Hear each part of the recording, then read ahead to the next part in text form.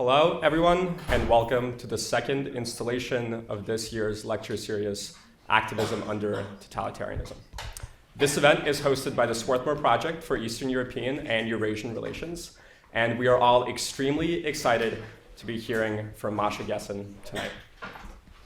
Gessen is the author of the National Book Award-winning The Future is History: How Totalitarianism Reclaimed Russia, the work that originally inspired this series. The book, which will fortunately be given away at the end of this lecture, follows the lives of 4 people born at what promised to be the dawn of democracy. Gessen charged their paths against the machination of the regime that would crush them all, and against the war it waged on understanding itself, which ensured the unobstructed reemergence of the old Soviet order in the form of today's terrifying and seemingly unstoppable mafia state. Powerful and urgent, The Future is History is a cautionary tale for our time and for all the times. Gessen is a visiting professor at Amherst College and the recipient of a Guggenheim Fellowship, the Carnegie Fellowship, a Nieman Fellowship, the Hitchens Prize, and the Overseas Press Club Award for Best Commentary. Gessen is currently a New American National Fellow, a staff writer at The New Yorker, and she currently teaches at, again, Amherst College. This event is made possible by the William J. Cooper Foundation, the Department of Russian, and the Link Center. And without further ado, please welcome Masha Gessen and her video. Thank you very much. Thank you. Thank you so much for being here. For having me. Yeah. So I wanted to start very small. Start with the truth. In a few pieces and lectures you've written and spoken about the difference between facts and truth and needing to get past facts and get to the actual truth, especially living under Putin and under Trump in our societies today. And that's what we must aim for, at least what journalists should aim for. So I was curious what your sense of these two words are and how this distinction factors into your own work, writing. Well, it's complicated because, and I think that's sort of the nature of the argument. Where I've written about facts and truth is when I write about media, when I write about how we write or talk in other non-written media about the current moment. And I think that the difference between facts and truth, for one thing, is that truth is more complicated. It requires more thinking. Right? Facts, there's an illusion for journalists a lot of the time that facts are really simple, that you can say what you're seeing, and that there's only one way to say what you're seeing. And if you don't know what you're seeing, then you have no business writing about what you're seeing. Which also raises the question of how do you know if you know what you're seeing? So my purpose is mostly to complicate this conversation, but this all sounds very abstract, so let me try to explain on a very specific and very pertinent example what I mean. So there's this ongoing argument among journalists about whether we should use the word lie or liar when referring to Donald Trump. And a lot of journalists actually, especially interestingly, people who write fact-checking columns say that we shouldn't use the word lie because we can't determine with absolute certainty that Donald Trump has the intention of lying when he's lying, and that he isn't just unknowingly, unintentionally saying erroneous things. So that's why so much of the time you will see headlines like Donald Trump falsely claims or says with no evidence. But I would argue that that this is where there's a distinction between fact and truth, right? We may not know for a fact that Donald Trump intends to lie. We do know it to be the truth, because for the purposes of establishing what the truth is, we can actually discuss among ourselves the longer story of the pattern of his statements. and the reality that we have lived of inhabiting this country and inhabiting this reality that is dominated by his tweets and his false statements and his lies, right? And so that's where I think that the distinction between fact and truth is so important, and it also problematizes the whole sort of genre of checking false statements, because they have a way. If you don't write a story about lying, if you try to pretend that your story is about whether or not this thing was true, then you get into an argument about facts, which is actually something you can't argue about. You can argue about opinions, but you can't argue about facts. And I'm certain we'll get back to Trump, but Okay. for a minute, want to talk about your work, certainly. And I was struck by something you wrote in the prologue in The Future is History. And I'll just read it. I imagined I was writing a long Russian, in parentheses, nonfiction novel that aimed to capture both the texture of individual tragedies and the events and ideas that shaped them. And you've also said that when you wrote your biography of Putin and then had the opportunity, if that's what it's called, to meet him and had to compare your character that you had created and then the reality of Putin, and discovered that he is just as bland as your character was.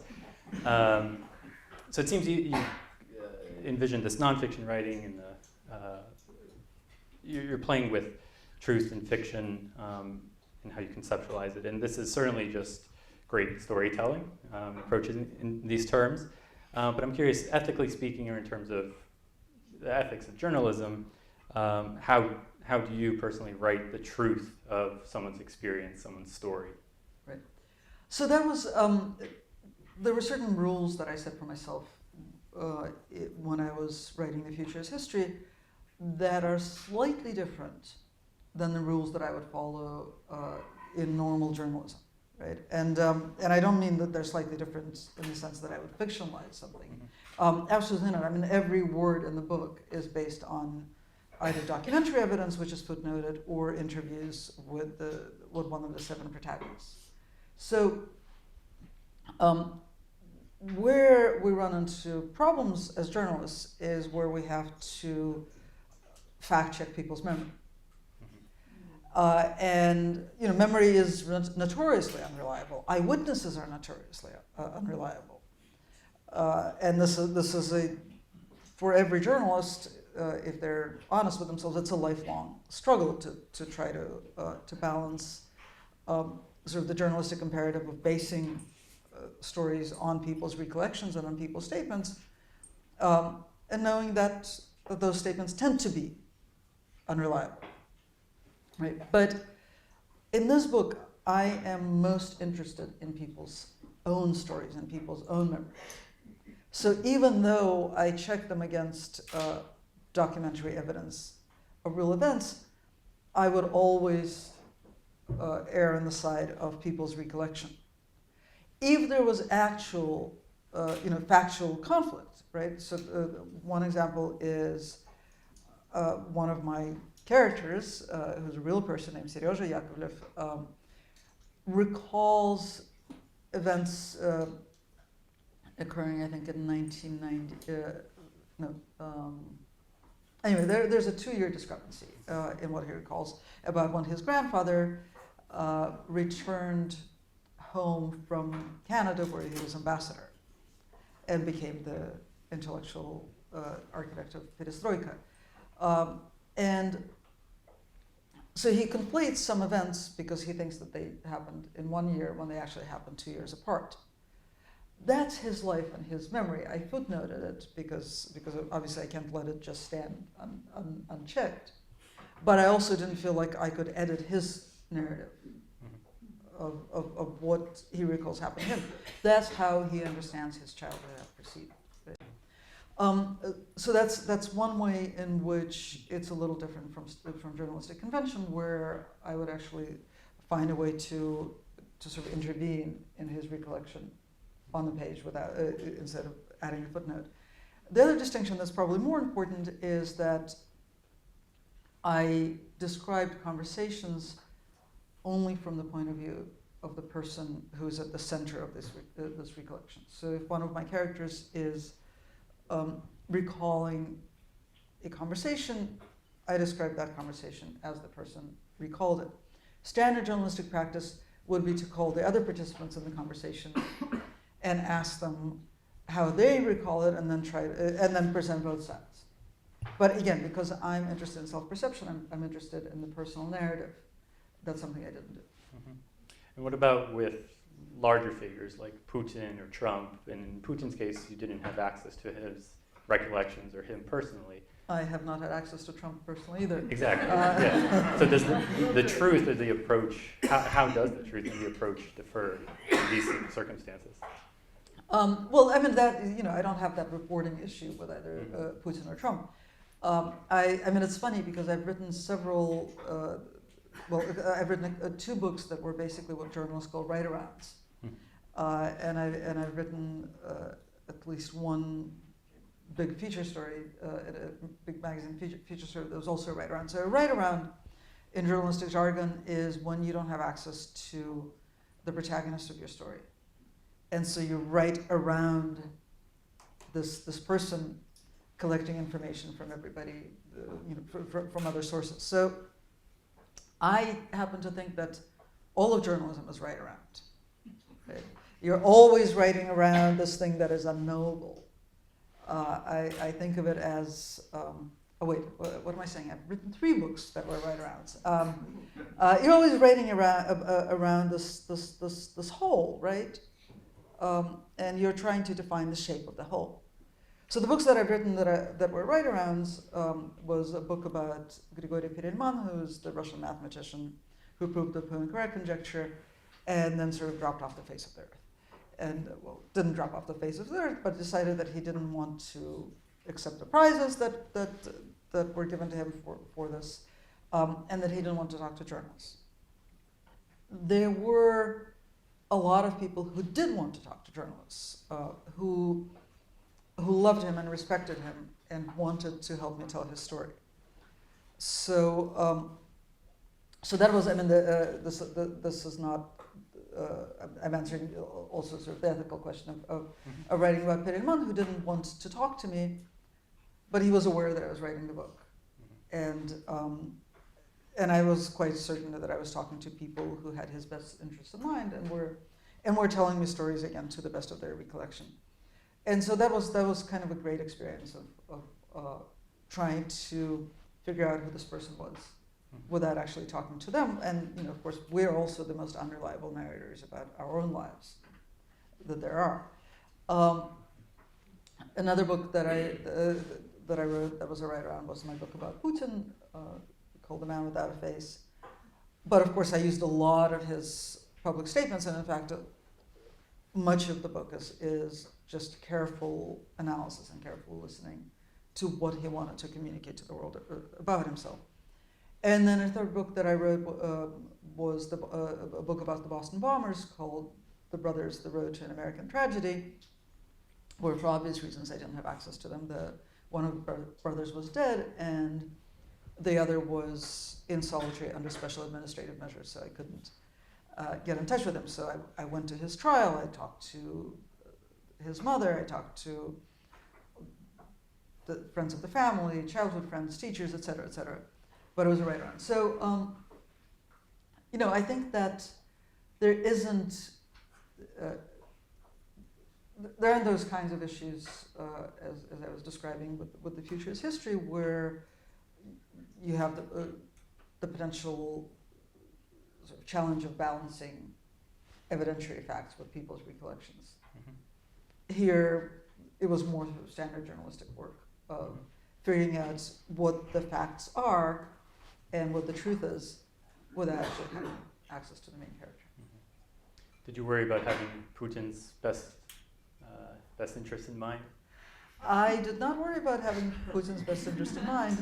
Well, I mean, look, it's not just because I think that he's a despicable person, it's that he's a public person. Mm-hmm. And sort of in journalism, we have pretty clear conventions on this. the ethical issue with Perelman was that he was not a public person in the sense in which we understand it. He was, at that point when I was writing the book about him, he was super famous, but he hadn't chosen to be public. So that's why those ethical issues were in play. With Putin, there's no doubt that he has chosen to be public. And so, so the question of whether he's aware that I'm writing a book about him, whether the people who I'm talking to have his best interest in mind, all of that were sort of irrelevant. Sure. So the characters in your book, characters so to speak, are sociologists, philosophers, psychiatrists, and one of the main arguments, one of the main threads in the book is the idea that in the Soviet Union, and now kind of repetition of this, these fields, the social sciences in general, were corrupted and broken down, and this has led to a resurgence of totalitarian tendencies and a loss of self, or the ability to examine oneself in Russia. So I was just curious, what drew you to this particular approach for this book? So yeah, I mean, I wouldn't say that that's an approach. That's an idea, right?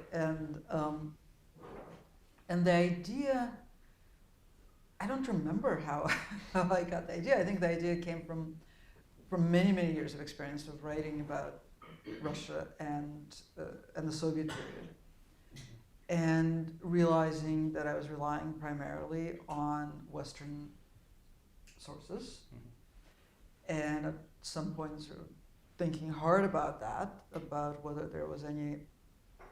And again, this is something that journalists think about a lot. You are not usually supposed to use foreign sources when you could be using domestic sources, right? You want to go to the source. You want to go to the people that things happen to, rather than people who know about this experience secondhand or even thirdhand. And yet, I realized that for an analysis of both Russian and Soviet society, I largely had to rely on outside sources. And so I had to think about why that was true. And it was true because Russians and Soviet citizens weren't allowed to study themselves, to think about themselves. And by that I mean that the social sciences were purposefully and consistently decimated in the Soviet Union. Different sizes in sort of different ways, but the basic approach was very clear, right? After the revolution, the regime was aware that it needed to create new narratives, right? A new history, a new philosophy. And so old historians and old philosophers were literally exiled on what became known as the philosopher's ship, which was actually several ships that sailed in 1922 and 1923 that carried more than 220 philosophers, historians, social scientists. And Lenin said that this was the humane alternative to execution, which would be the only logical thing to do. And then there were particular attacks on particular disciplines. Lenin had a particular dislike of sociology. And so sociology was basically a banned discipline until the 1960s. And then for about 20 years, the regime had an amazingly conflicted relationship to sociology. They wanted to have the product of sociology, right? They wanted to understand society without having sociologists, because that, if you had sociologists, they would have an inordinate amount of power, because they would have knowledge that only the Central Committee should have, right? And so they kept sort of empowering sociologists, disempowering sociologists, creating the Institute of Sociology, disbanding the Institute of Sociology,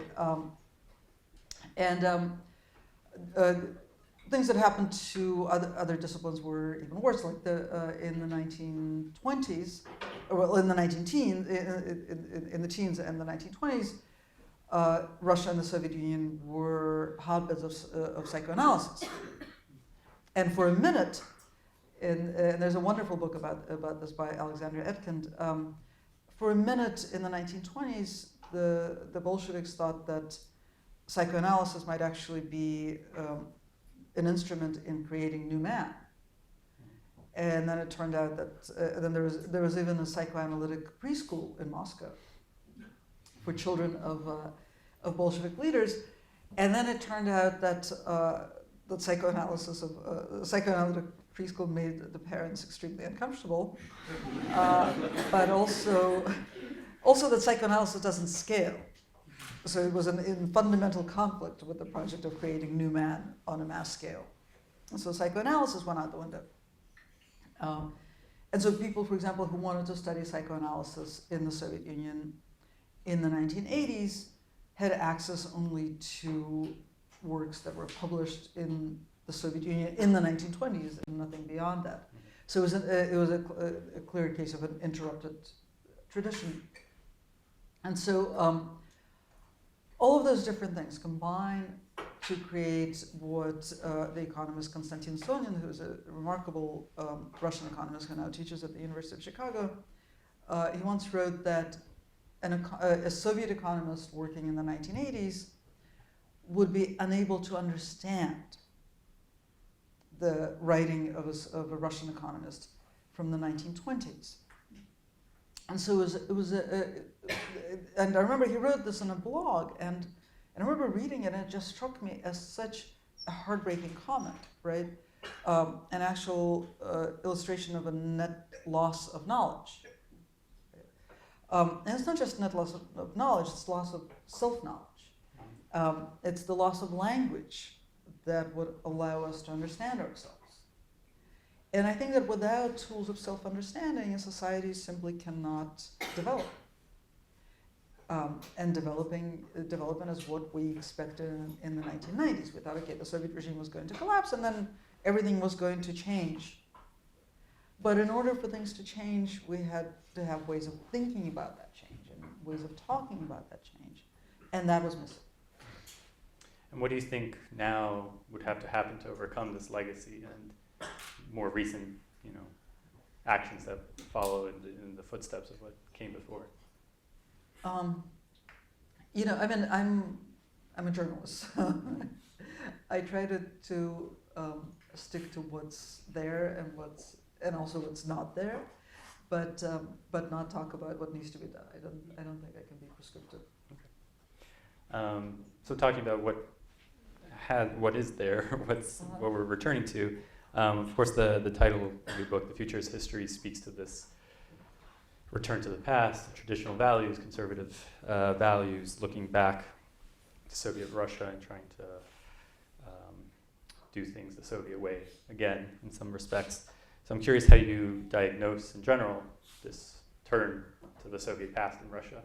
What's causing it in particular? That's a big question. Yeah. Okay, so in the book and in my own thinking, I actually use a lot of the analysis provided by Eric Fromm in Escape from Freedom, which is a great, great book. I highly recommend. I'm kind of surprised that actually it's a book that hasn't enjoyed a resurgence alongside other books that became bestsellers in the wake of Trump's election, like The Origins of Totalitarianism in 1984. It's actually a much more readable book than The Origins of Totalitarianism, and possibly than 1984. It's absolutely brilliant. It's very short, and it's also heartbreaking. He writes in the introduction that he apologizes for the book being hastily written, but he feels that he needs to get it out the door because he feels that the world is on the verge of catastrophe. And this introduction is written in 1940. And so the way he diagnoses it is, and he, unlike me, is qualified to diagnose things, being a social psychologist. So he proposes that there are certain times in human history when a critical mass of people feel overwhelming anxiety. And they feel overwhelming anxiety because the future is so uncertain and so frightening. And that those are times, in some ways, times of great opportunity. Like, for example, the end of feudalism, which when people no longer knew that they were going to live and die in the trade and on the street and in the place and in the house into which they were born.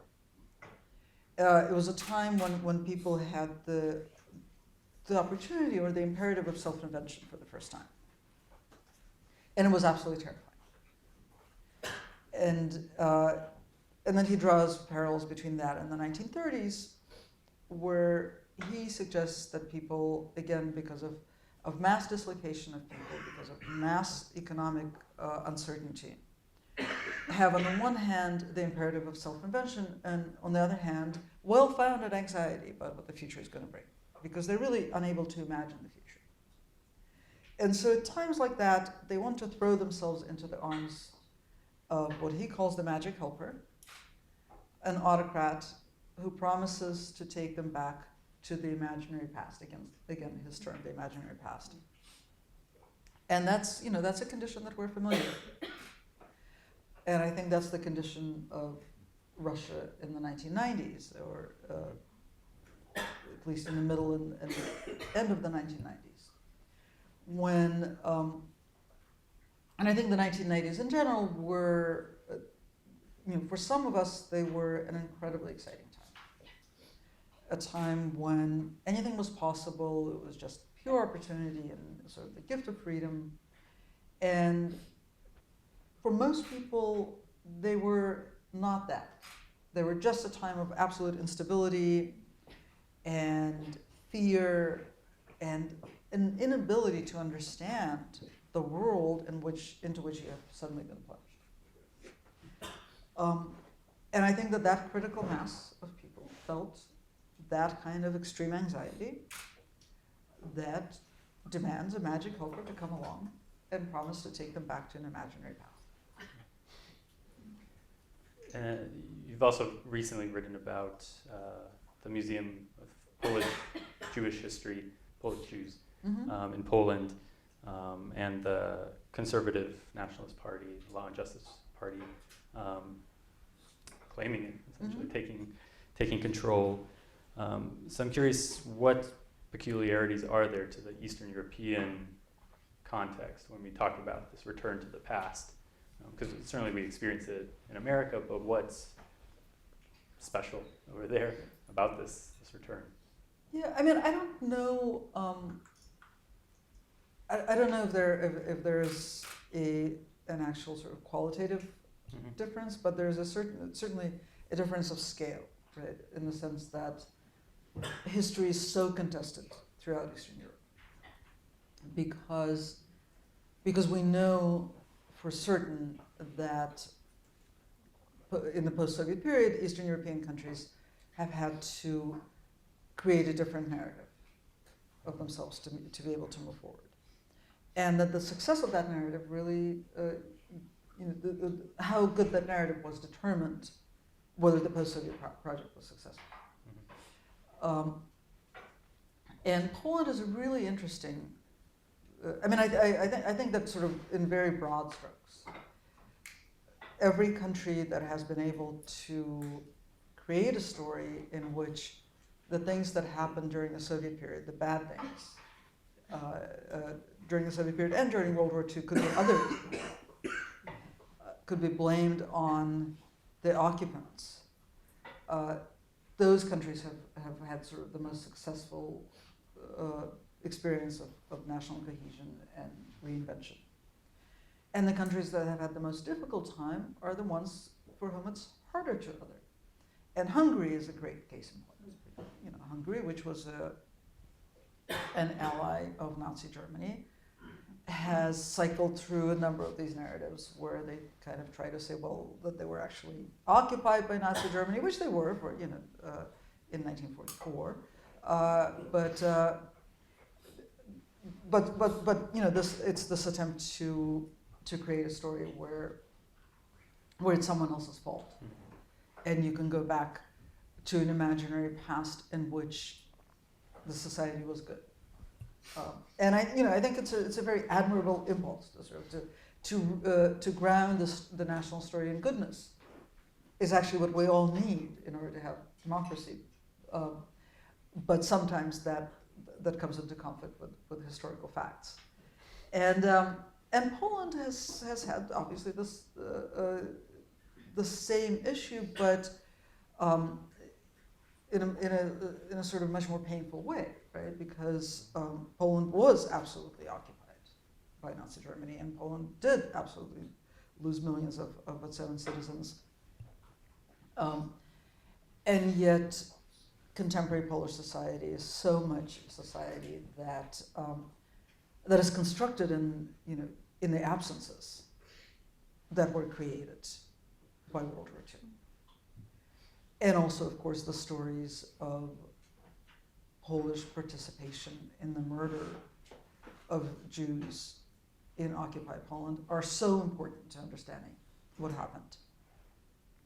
But the Law and Justice Party piece has this narrative, and this is just part of the history wars in Poland, but it's a very important part, right? It has this narrative of Poland actually being victimized by the way the story of World War II has been told, and of needing to raise up the stories of the righteous and to counteract these what they perceive to be libelous stories of Polish participation in the murder of Jews, in order to be able to create this kind of story of othering the terror and grounding themselves in goodness. And Poland, the Extraordinary Museum of Polish Jewish History, which is huge and by far the most ambitious and most successful museum project in Eastern Europe or Eastern Central Europe of the last 25 years, and that's saying a lot. There has been a lot of really interesting museum work and history work done in the last quarter century in that region. That's become a battleground for Polish history. So switching gears a little bit, returning to Russia, as many people here probably know, in the summer there was a number of major protests in Moscow and elsewhere. And to me, one of the more striking elements was student involvement and then the reaction against some of these particular students. One example, Yegor Zhukov, the student, was initially charged with mass rioting or inciting mass rioting, and then these charges were changed to calls for extremism. It's obviously ridiculous charges. Based on YouTube videos that he had made, and then there's counter protests for all of these things. So I'm curious how you compare and what differences you see between American student protest and Russian student protest. What are the significant differences? And right. Well, the most significant difference, and it's a fundamental difference, which is why I would actually say that we can't even compare, right? Is that I think that student protest or any other kind of protest in this country is collective action. Right? It's people organizing, usually organizing in a physical space.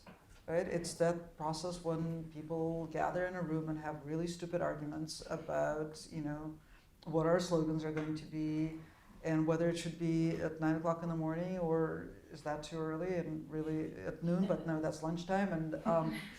And when we're going to grow to get the greatest number of people, and who should be our spokesperson and who shouldn't be, and all of that, right? And that drags on into the night, and then people go home really frustrated about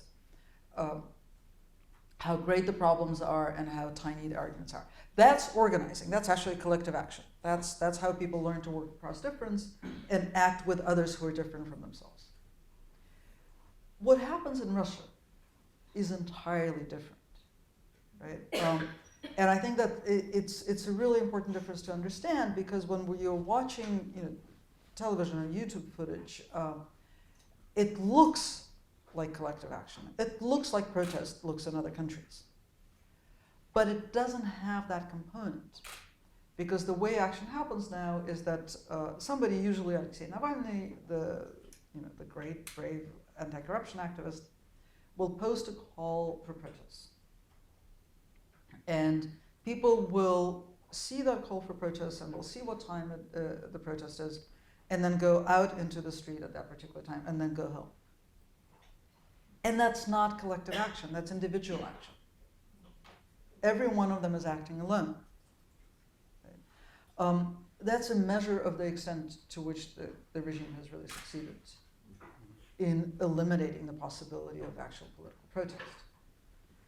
Because I would even argue that it's not really political action, right? Because politics, again, is working with others, is being engaged in an extended conversation about how we live here together on the street, in this city, in this country, on this earth, right? And that's not happening. What's happening is individuals going out into the street saying, I really can't stand this anymore, right? This shouldn't be happening. And then the regime says, well, what's your positive agenda? After they've completely prevented the possibility of people actually talking to each other about what they want, rather than what entices them to protest. Do you think the dialogue can occur online? No, I don't. I think that, and you know, I know that is probably surprising, right? Because I think that certainly social networks are extremely important in amplifying and accelerating organizing. But I don't think that online we can have a substantive political conversation. And the biggest reason I don't think so is because you're not stuck in a room with other people. Because basically, social networks of any kind are designed to be able to lead the conversation, right? To shut the door to difference. And there's absolutely nothing to motivate you to overcome difference online. There's everything to motivate you to either argue or leave. But there's nothing, because your being able to be in the space is in no way contingent on your being able to find common ground. You're not motivated to find common ground. And so I don't think we can have political conversation online. So in the spirit of dialogue, I want to open it up to the audience. We'll have about 15 minutes for Q&A. In order to maximize maybe the questions, make sure your questions are questions and to the point. There's a hand up there. Hi, I do actually have a question. I have a friend who kind of likes to broadly state, like, the problem with Russia in general, you know, is that they never went through the Enlightenment. and I would love to hear your thoughts on, I mean, obviously that's a broad overstatement, but is there any point to that, or what is your take on that? I mean, is it a problem that Russia never went through the Enlightenment, or is it or is it true that Russia never went through the Enlightenment? Is that what's your question? Is it actually true?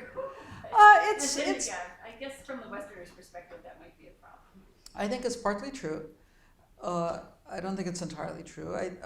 But you know, I think that it strikes me as a sophisticated version of the argument that Russians just like a strong hand and are genetically predisposed to tyranny, and I think that that's inaccurate, and I think that it's a very I think the problem with Russia is totalitarianism. And totalitarianism is a very specific 20th century experience. It is not specific to countries that didn't go through the Enlightenment, as we know.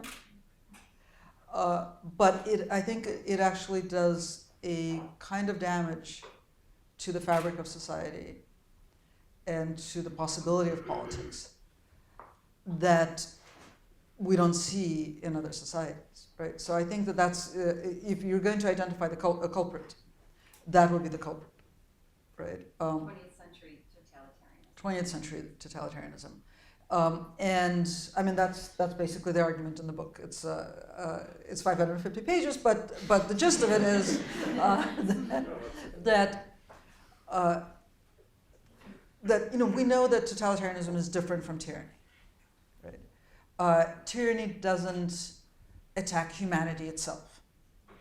Tyranny demands obedience. It demands certain behaviors and perhaps even certain statements, but it doesn't rob people of the ability to be human, right? Which is what totalitarianism aims to do. And I think that what we're witnessing in Russia is the result of the longest totalitarian experiment in human history, and that all the specific horrors of Russian life now and the Russian political structure can be traced to the effects of totalitarianism.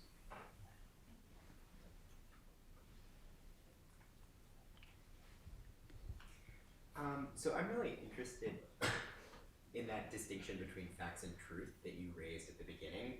As a journalist, how do you think that we can justify that New Yorker, Swarthmore, liberal intelligentsia truth that Trump is lying objectively without resorting to facts? How can we privilege that truth claim over the truth claim of the totalitarians and the authoritarians that no, Trump isn't lying, Trump is telling the truth? Well, I don't know that I can answer that question because you're saying, first of all, of course we resort to facts. I'm not saying let's make truth claims without a factual basis. That I think would be strange. I'm saying that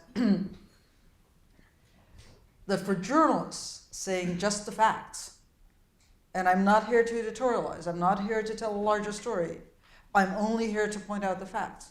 That's abdicating responsibility, right? So our job is to tell the larger story. The larger story is that Trump is lying, right? A fact is that this particular claim that he has made has no basis in reality, right? Or a fact is that he's made a false claim. A fact is that there's no evidence for something he has said. Those are facts. The truth is that he is lying, right?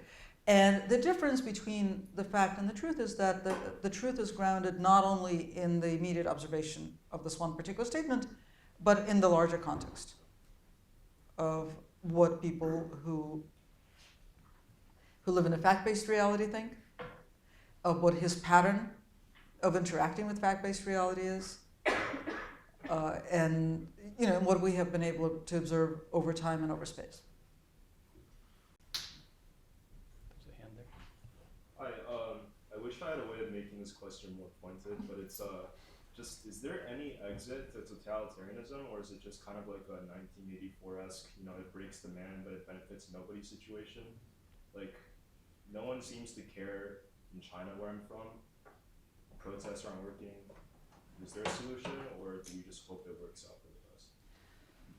So, the answer obviously is I don't know, but I don't want to be glib about it, and I think that there's a great intellectual tradition of thinking about what we do under the conditions of totalitarianism when protest doesn't work, when the regime has actually constructed itself in such a way that it is impervious to individual action, collective action, and reality itself. And I think this is actually something that's extremely useful to think about now, because I think there are elements of that predicament that we're starting to encounter outside of totalitarian societies. And the thinker that I'm actually drawing most inspiration from is a Czech mathematician named Václav Benda, who wrote an amazing essay, very short essay in 1977 called The Parallel Polis. And his argument in The Parallel Polis was that, and he was drawing on Václav Havel's sort of line of thought about the power of the powerless, which was really his idea of questioning what the totalitarian subject can do if they choose to disobey, or at least to not obey, right? And so Benda took it a step further and said, okay, what we can do is we can create a parallel polis, a society within a society that functions in accordance to a different set of rules than the totalitarian society around it. And those rules can be different in just one area or in more than one area. And he identified 4 areas: so socially, politically, economically, or religiously. It can articulate a different set of rules. And then when totalitarianism collapses under its own weight, we'll have a working model of the future. And I think it's really, really important that he uses the word polis, which is different from, which I think indicates that there has to be work across difference in that parallel society. So it can't be your best friends or your family, right? You can't, because there was also this sort of Soviet approach, especially popular among Russian artists in the 80s, was, oh, we're going to pretend that the Soviet regime doesn't exist. It's not that. It's not escapism, right? It's political action on a small scale on which you can actually realize it. And I'm actually working on a book I've been working on for a few years about parallel polis type projects. They may not call themselves that, but I've found them all over the world, right? They're projects that work in accordance to a different set of rules. Czechs really figured it all out, didn't they? Well, Czechs did better than a lot of other people. There's actually there's a really great book by a Polish scholar working in Norway named Nina Witoszek, came out this year, called The Origins of Anti-Authoritarianism. And she doesn't use the term parallel polis, but she describes basically the same thing. And I've talked to her about this. She agrees that it's the same idea, but that she calls them the humanist outliers. And she claims that Poland, that the Polish Velvet Revolution was brought about by this kind of parallel polis activism. So Totalitarianism and the Workers' Circle for the Circle for the Protection of Workers, which was a group of intellectuals in Warsaw, were very much that kind of parallel polis, and especially that combination of trade union activists and intellectuals who really were conscious of working across difference. And of course, I said, well, Poland has figured it all out, right? And she says that first of all, a quarter century is not a bad amount of time to have democracy. It's better than a lot of places have done. And certainly Poland, until peace came to power, was kind of a model Central European democracy. But also she is convinced that peace is an anomaly, that it's not the same process that we're witnessing in Hungary. And I'm not an expert in this particular area, but people I'm talking to who I think are experts tend to agree that it's not sort of the autocratic attempt in Poland is still reversible at this point, and maybe reversible. Let's hope that's true.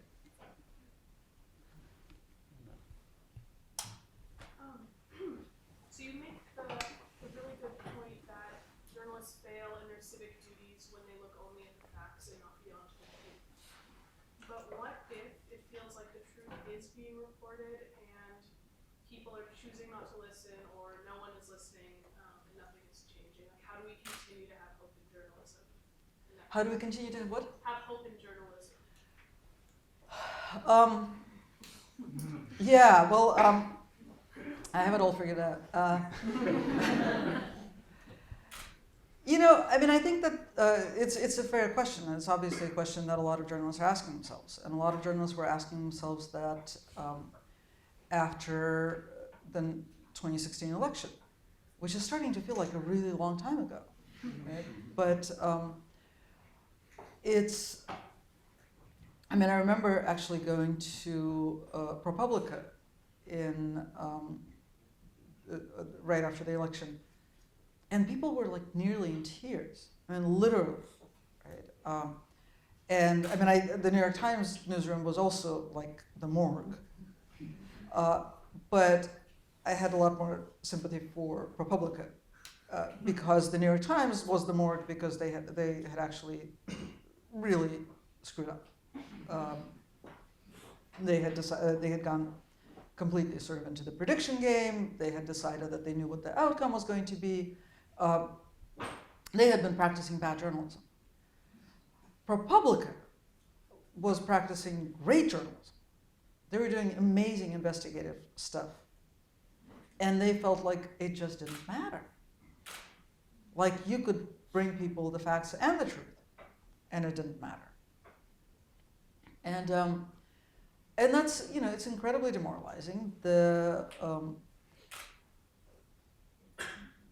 are a number of answers to that. One is you look at sort of the public sphere as a whole, and there's still very good evidence that most people in this country still inhabit a fairly healthy public sphere, in the sense that most people in this country actually consume media that bring them a variety of viewpoints. Right? On any given day, most media consumers are going to be exposed to opinions that they don't share, which I think is an essential attribute of actually, you know, having healthy media. A minority, a very, very large minority, right, will not be exposed to opinions that they don't share because they're watching Fox News and reading Breitbart.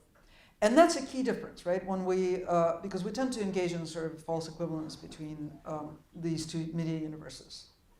But there's a huge difference, which is that if you watch Fox News, you're not going to be exposed, and you share the opinions of most of the, I mean, you share a particular set of opinions, you're not going to be exposed to opinions that they don't share. If you read the New York Times, you know, wherever you fall on the political spectrum, you are going to encounter opinions that you don't share. And that's, so that's, you know, that's a way of feeling a little better about journalism, in that there's still demand for a slight majority of Americans for the kind of journalism that exposes you to things that you don't know or haven't considered. Another way to think about it, and I think it's also constructive, is to think that, look, yeah, we had really bad journalism happening right before the election. And so that's a reason for places like ProPublica to redouble their efforts. Because actually, if there was more of them and less of predictive and horse race journalism, maybe it would work better. Right? I really think it would. And I think that that's very much the attitude that ProPublica has adopted. And there has been some, I mean, the change in journalism hasn't been nearly as significant as I would have liked. I think institutional memory and institutional inertia is really hard to overcome. And I think the coverage of the current presidential race is still horse race and pretty much awful. At the same time, some of the coverage of the Trump administration has been amazing, right? I mean, there has been qualitative change in journalism in the sense of approach. Like, for example, there have been collaborative investigations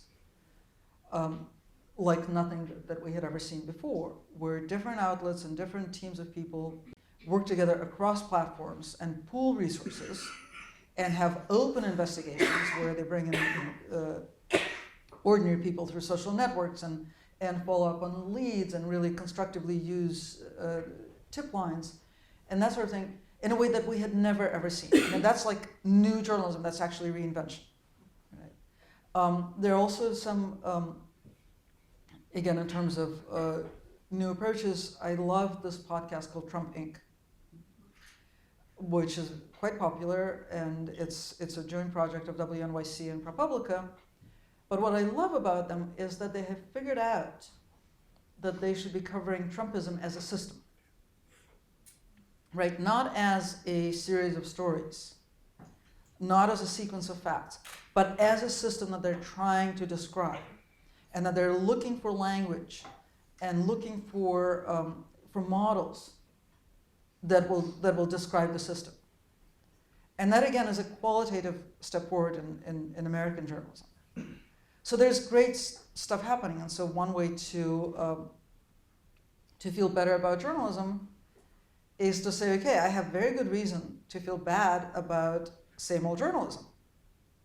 Fortunately, there's other stuff happening, and I can support that or practice it. We have time for one more. Oh man, it's a lot of pressure.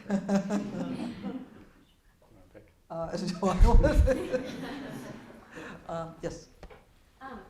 You were talking about how when there's high levels of anxiety among the population, people often look for someone who's willing to bring them back to an idyllic past that doesn't exist. How do you see social structures and the manipulation of institutional memory and the way that history is presented to people as influencing that idyllic past that never existed, or people's willingness to go back to that? Like, is it through education systems, or is it through rhetoric posed by politicians? What do you see as the most influential aspects of kind of crafting that imaginary narrative?